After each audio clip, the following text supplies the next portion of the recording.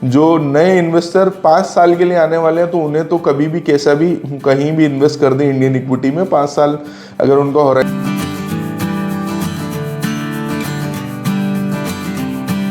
नमस्कार, मैं अमनदीप सिंह सासन आप सबका स्वागत करता हूं मेरे YouTube चैनल प्रत्यक्ष एफएम सर्विसेज में। आप सबका धन्यवाद जिस तरीके का आप हमको सपोर्ट कर रहे हैं। बजट को लेके वीडियो थोड़ा सा लेट है, मेरे हेल्थ इश्यूज के कारण अभी भी आवाज़ ठीक नहीं है, बट ये इम्पोर्टेंट उतना ही है जितना इम्पोर्टेंट हमने प्री बजट का एक्सपेक्टेशन वाला वीडियो लेके आए थे। तो यहीं से इस टॉपिक का अगर मैं नाम दूँ तो ये आ जाएगा आफ्टर बजट अब क्या हमारा रोड मैप रहना चाहिए, जो हमारे इन्वेस्टमेंट्स हैं या जो हमें इस बजट से उम्मीदें लगाई हैं जो आया है उसके बाद से।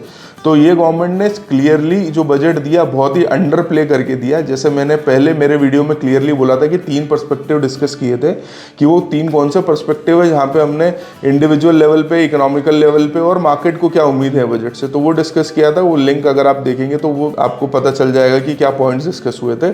उसके अगेंस्ट में इंडिविजुअल पे हम डिस्कस करें तो कोई टैक्स रिजाइम में छूट नहीं दी है। वही जो ओल्ड टैक्स रिजाइम, जो न्यू टैक्स रिजाइम 7 लाख की थी और जो ओल्ड वाली है, और जितने ATC और जितने लॉन्ग टर्म कैपिटल गेन्स हैं वो एज इट इज़ रखे गए हैं। दूसरा सबसे मेन पॉइंट है कि जो 9 साल से 14 साल की जो बच्चियां हैं उनको सर्वाइकल कैंसर का जो वैक्सीनेशन है ये free of a cost government ने डिक्लेयर किया है। तीसरा जो मेन बजट का हाईलाइट था वो ये था कि कैपिटल एक्सपेंडिचर गवर्नमेंट क्लियरली ये देख रही है कि 11 लाख करोड़ का जो कैपेक्स, जो कैपिटल एक्सपेंडिचर वो लगाएंगी, तो वो डिफरेंट मिनिस्ट्रीज को उन्होंने एलोकेट किया है कितना फंड, तो मैक्सिमम फंड गया है डिफेंस को। तो वहाँ से एक हमें इंटरप्रिटेशन निकल के आता है कि जैसे HAL, BHEL ये जो कंपनीज हैं जो ऑलरेडी लास्ट ईयर में रैली करके आई हुई हैं, इनका मोमेंटम, स्ट्रॉन्ग मोमेंटम अभी भी बनेगा, क्योंकि मैन्युफैक्चरिंग थीम पे उतना ही रोबस्ट है ये गवर्नमेंट, उतना ही अभी भी फोकस कर रही है। फिर वहाँ से एक और चीज़ निकल के आती है कि फार्मर्स और जो प्रधानमंत्री आवास योजना है उसका एक्सटेंशन कर रहे हैं। जो एक वो योजना है जहाँ पे सब्सिडी मिलती थी घर बनाने के लिए, तो उसका एक्सटेंशन हुआ है। एक जो टैक्स है कॉर्पोरेट स्लैब में, जो नई कंपनीज है उनको 22% की जगह जो है टैक्स में छूट मिली है। तो उसके अलावा कैपिटल एक्सपेंडिचर जो सबसे ज़्यादा डिफेंस है, उसके बाद में होम अफेयर्स हैं, और उसके बाद में ये जो जितने भी सेक्टर्स हैं, मिनिस्ट्रीज हैं जिनको ये हुआ है, तो उससे क्लियर इंडिकेशन ये है कि जो फिजिकल डेफिसिट पहले, आज से 10 साल पहले, 15 साल पहले जो गवर्नमेंट बोलती थी कि हमारे एजेंडा में है फिजिकल डेफिसिट को कम करना, ये गवर्नमेंट ने 0.3% से फिजिकल डेफिसिट को तो कम किया ही किया है। अभी ये क्लियरली इनका इरादा है कि इसको 4.5% के नीचे लेके आएंगे, और ये मुझे रूट इम्प्लीमेंटेशन में पॉजिटिव भी लगता है। क्यों लगता है? क्योंकि जो ज़्यादा फ्रीबीज डिस्ट्रीब्यूट करने के बजाय ये जो गवर्नमेंट है इंफ्रा पे ज़्यादा स्पेंड करने का सोच रही है। अब इंफ्रा पे स्पेंड करना है तो कोरिलेशन वाइज मैं एक छोटा सा एग्जांपल आपको देता हूँ कि ये कहीं से अगर रोड निकलता है तो आसपास का उसका तबका, गांव, वो सूबा पूरा डेवलप हो जाता है, क्योंकि ज़मीन के रेट्स बढ़ते हैं, पर कैपिटा इनकम बढ़ जाती है, वहाँ पे बहुत ज़्यादा अपॉर्चुनिटीज़ आती हैं, और वो अपॉर्चुनिटीज़ जो हैं पैसा लेके आती है, और वहाँ से जो स्पेंडिंग्स हैं वो इंक्रीज़ होती है। तो ये मैंने छोटे से एग्जांपल से आपको समझाता हूँ कि direct form of a tax, indirect form of a tax में ये वाइटल रोल प्ले करती है। रोजगार वहाँ पे जनरेट होता है, वहाँ पे जब इंफ्रा का काम स्टार्ट होता है तो रोजगार ऐसा नहीं है कि बड़े बड़े होटल्स आएंगे या वो आएगा। रोजगार जैसे जब रोड बनने के लिए मजदूर का रोजगार से लेके, तो जो अगर एक बड़ा रिजॉर्ट बनता है तो वहाँ तक के रोजगार, होटल मैनेजमेंट का एक बंदे का रोजगार, वो पूरा साइकिल कवर करता है एक इंफ्रास्ट्रक्चर पे पुश देना। तो ये गवर्नमेंट बोल रही है कि हम इंफ्रा पे उतना ही पुश देंगे। अब इन चीज़ों के बाद में कौन से वो सेक्टर्स हैं जहाँ पे हमें फ़ायदा होने वाला है, तो उसके लिए इन डिटेल वीडियो 110% मिलेगा। वहाँ पे एक रोड मैप हम आगे डिस्कस करेंगे। हमने ये जो सेक्टर्स आइडेंटिफाई किए हैं, जैसे कि सेक्टर डिफेंस सेक्टर हो गया, मैन्युफैक्चरिंग सेक्टर हो गया, और ये जो उनके रिलेटेड हम जो PE रेशियो वाले, कम PE रेशियो वाले जो स्टॉक्स हैं लेके आपके लिए आएंगे, और म्यूचुअल फंड्स लेके आएंगे, तो उसमें हम इन डिटेल डिस्कशन करेंगे क्यों हम ये स्टॉक्स या ये म्यूचुअल फंड्स को रिकमेंड कर रहे हैं। पर उससे पहले हमें ये चीज़ देखना है कि ये गवर्नमेंट बहुत फर्मली पोजीशनड है, अगला टेन्योर इनको कॉन्फिडेंट है कि हम अगला टेन्योर सर्व करेंगे। और मैंने पहले भी बोला था, जब जब गवर्नमेंट फर्म होती है या इंडिकेशंस आते हैं कि गवर्नमेंट रिपीट होती है, तो भले ईज ऑफ डूइंग बिजनेस जो चल रहा है उसी में जो है कंटिन्यूएशन उम्मीद की जाती है और वही मार्केट में हमको इम्पैक्ट दिखा। अब मैं स्क्रीन की तरफ आपको जो DII एक्टिविटीज का दिखाता हूँ कि जनवरी में क्या DII वर्सेस FII की एक्टिविटी हुई, उसके बाद में हम इसको मार्केट को समझने की कोशिश करेंगे, कंक्लूड करेंगे। बट अभी एक डिस्क्लेमर है कि ये जो फर्स्ट हाफ रहने वाला है, ये हो सकता है कि फर्स्ट हाफ कंसोलिडेशन और एक नए हाईज दिखाए, जैसे कल भी एक नया हाई बना और उसके बाद में प्रॉफिट बुकिंग देखने को मिली। अब फर्स्ट हाफ के बाद में मार्केट चैलेंज करेगा, मार्केट हमें टेस्ट करेगा, ये फॉर श्योर है, क्योंकि प्रेसिडेंशियल US के इलेक्शंस होने वाले हैं, यूरोप यूनियन के जो इलेक्शंस होने वाले हैं, उसके बाद में अब आगे की जो सिनारियोज हैं वहाँ पे कंसोलिडेशन हमें फिर भी देख सकता है, हो सकता है और कंसोलिडेशन आए, कि जैसे नए हाई अभी हम लास्ट के 3 महीने में हर हफ्ते हर 1.5 हफ्ते में नया हाई आया, वो थोड़ा सा पॉसिबिलिटीज कम लग रही हैं। उसके लिए इन डिटेल वीडियो में हम डिस्कस करेंगे। अब FII वर्सेस DII एक्टिविटी अभी तो 2 दिन गए हैं फरवरी में, तो नेट तो 1800 करोड़ नेगेटिव है, स्क्रीन पे दिख रहा है, और 3335 जो DIIs ने पैसा डाला है, तो ओवरऑल पॉजिटिव है। पर हम जनवरी की बात करेंगे तो जनवरी में DIIs ने 26,700 करोड़ डाला और उसके अगेंस्ट में 36,000 करोड़ FIIs ने निकाला है। और वही कहीं ना कहीं stability point of issue, Red Sea crisis, अभी जैसे इजराइल और फिलिस्तीन में जो वॉर की टेंशन से कम हुई है, तो उसका रिट्रोस्पेक्टिव इफेक्ट हमें US मार्केट्स में भी देखने को मिला है। और US मार्केट में जैसे फेड की कमेंट्री जो हुई है उसमें भी थोड़ा बहुत कंसोलिडेशन उस टाइम पे आया। क्यों आया कि उन्होंने डेफिनेटली बोला जरूर कि हाँ हम रेट कट्स देख रहे हैं, और वो ये 2024 में उन्होंने ये बोला है कि हम 150 बेसिस पॉइंट्स जो हैं 1.5% तक जो है हम इंटरेस्ट रेट कट करेंगे। बट बोले अभी मार्च ऑन द टेबल, मार्च वाली कमेंट्री या मार्च में ही ये रेट कट जो है उम्मीद ना लगाई जाए, तो उसके अगेंस्ट में थोड़ा बहुत कंसोलिडेशन देखने को मिला। एज अ रिजल्ट जो US के जो बॉन्ड यील्ड्स हैं वो भी ईज हो गए थे। और वहीं मैं बोलता हूं कि जब ये कमेंट्री आती है तो हम देख सकते हैं कि 35,000 करोड़ 36,000 करोड़ निकला, ऑल टाइम हम डिकेडल लो पे बैठे हुए हैं। तो ये चीज़ें अब जब स्टेबिलिटी आएगी, गवर्नमेंट रिपीट होके आएगी, तो वापस FIIs को इधर ही आना है, वो आएंगे, इन्वेस्ट करेंगे और हमें मतलब मौका देंगे उनको सर्व करने का।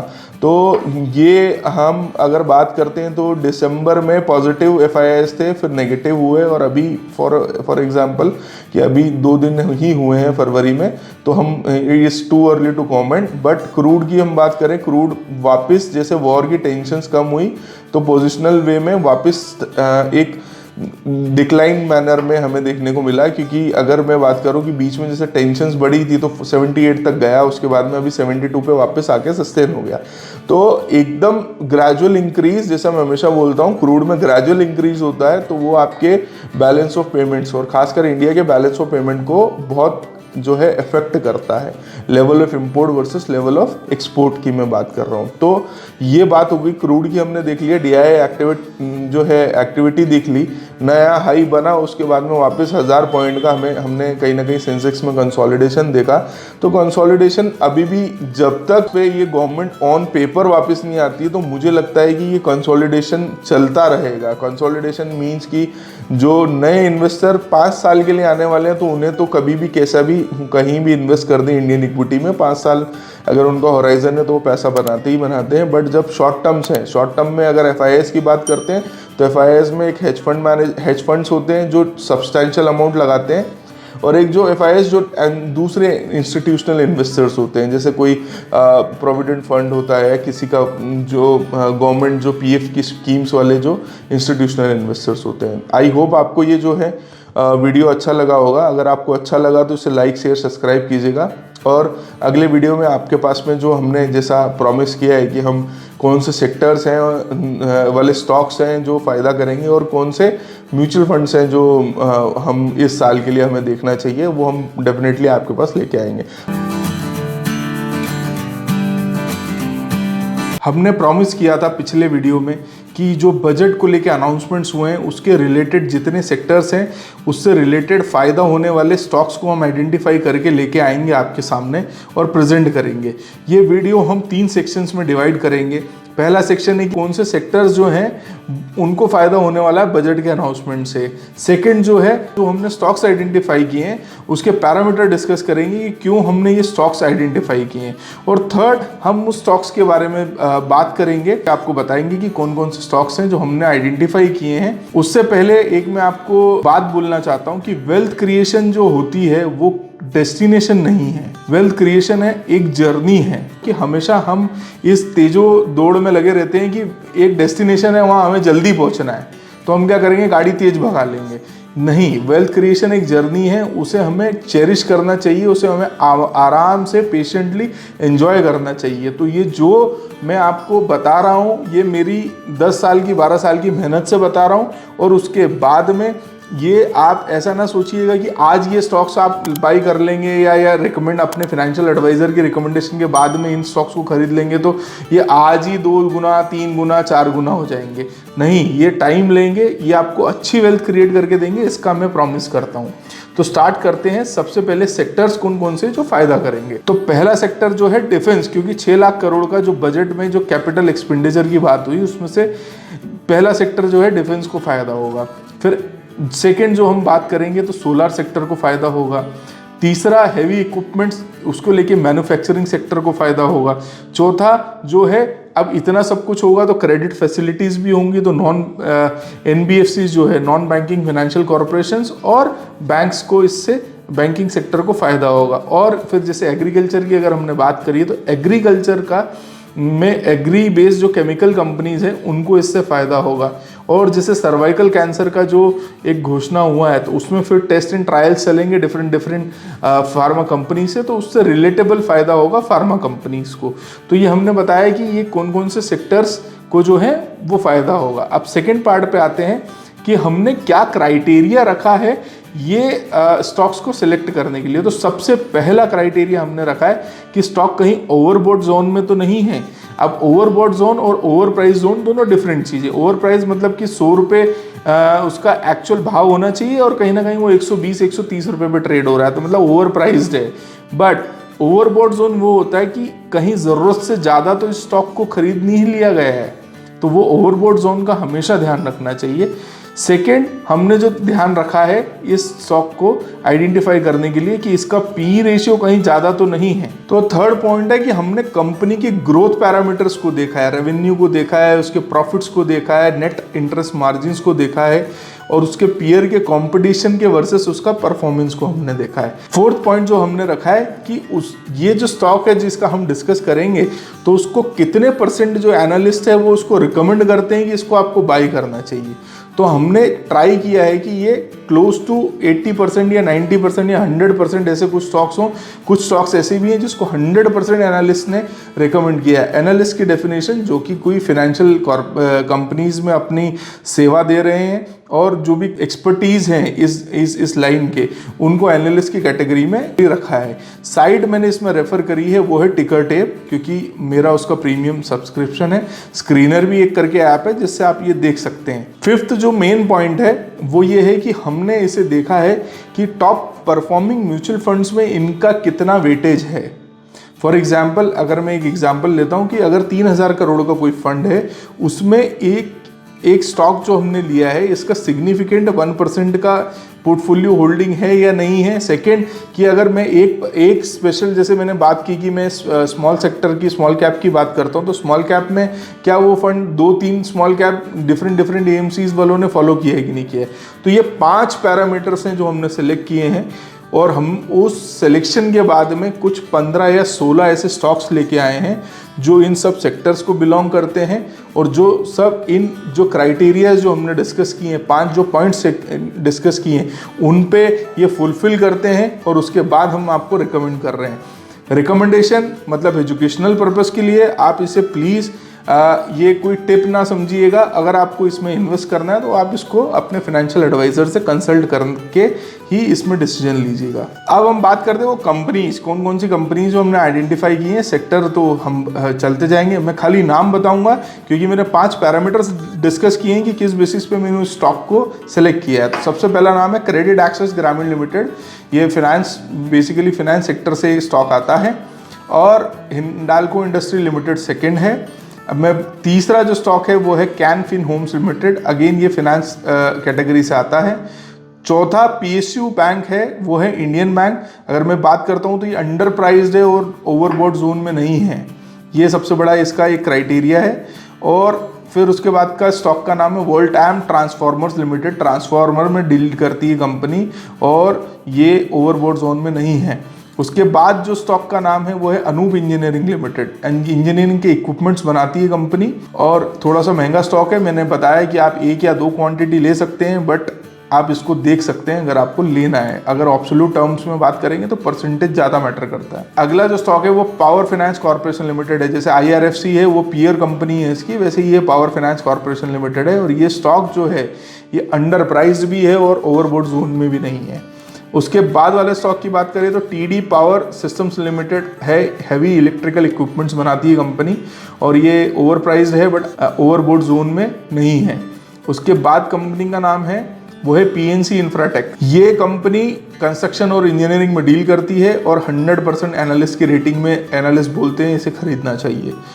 उसके बाद के स्टॉक की बात करते हैं तो है AIA इंजीनियरिंग लिमिटेड। 79% रिकमेंडेशन है इसको बाई करने की और ये इंडस्ट्रियल मशीनरी में डील करती है, ओवरबॉट जोन में नहीं है। बेसिक क्राइटेरिया हमने रखा है कि ओवरबॉट जोन में नहीं होना चाहिए। उसके बाद अगले स्टॉक की बात करते हैं वो है UPL लिमिटेड।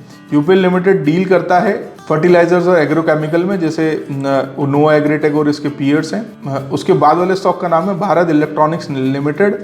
ओवर प्राइस है, ओवरबॉट जोन में नहीं है, 68% रिकमेंडेशन है खरीदने की। यूनिवर्सल केबल लिमिटेड जो कि एक स्टॉक है और ये ओवरबॉट जोन में नहीं है। अगला जो स्टॉक का नाम है GE-T&D इंडिया लिमिटेड। बेसिकली ये जो डील करते हैं हैवी इलेक्ट्रिकल इक्विपमेंट्स में और ये ओवरबॉट जोन में नहीं है। अगला जो स्टॉक का नाम है NLC India limited. Metals, diversified metals इनकी कैटेगरी आती है। 100% एनालिस्ट बोलते हैं इन्हें खरीदना चाहिए। स्टॉक ओवर प्राइस्ड है बट ओवरबॉट जोन में नहीं है। तो ये मेरे 15 स्टॉक्स हैं, ये मैं आपको लिंक में इनके नाम भी लिख दूंगा। कुछ क्वेरीज हैं इनको लेके तो आप मुझे कमेंट करके बता सकते हैं। बट हाँ, अगर आपका वेल्थ क्रिएशन जर्नी बहुत अच्छी रखनी है और आप इंफ्रा, पावर, मैन्युफैक्चरिंग और एग्री में बेट लेना चाहते हैं, थीम बेस्ड स्टॉक सिलेक्शन करना चाहते हैं, तो ये आप स्टॉक सिलेक्शन करने से पहले का इन पे ध्यान जरूर दे सकते हैं। उम्मीद करूँगा आपको वीडियो अच्छा लगा। इसे लाइक, शेयर, सब्सक्राइब प्लीज़ कीजिएगा और हमें बताइएगा कि आपको क्या अच्छा लगता है, क्या स्पेशली अगर किसी स्टॉक के बारे में हमको वीडियो लेके आना है तो आप हमें प्लीज़ सजेस्ट कीजिएगा। मिलते हैं अगले वीडियो में। आप सबका बहुत बहुत धन्यवाद।